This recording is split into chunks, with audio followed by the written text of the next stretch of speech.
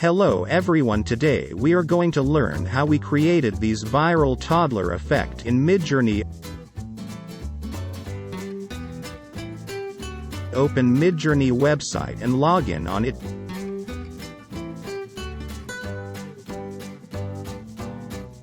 Just see the amazing result.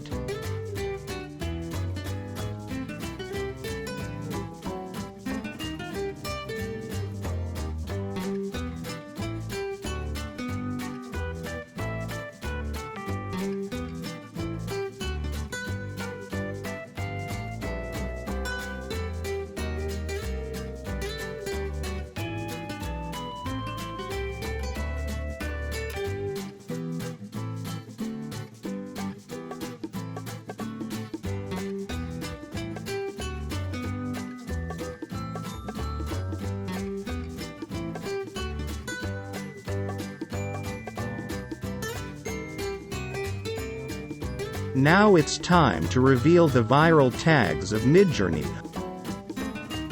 Hope you like these videos. Subscribe for more video.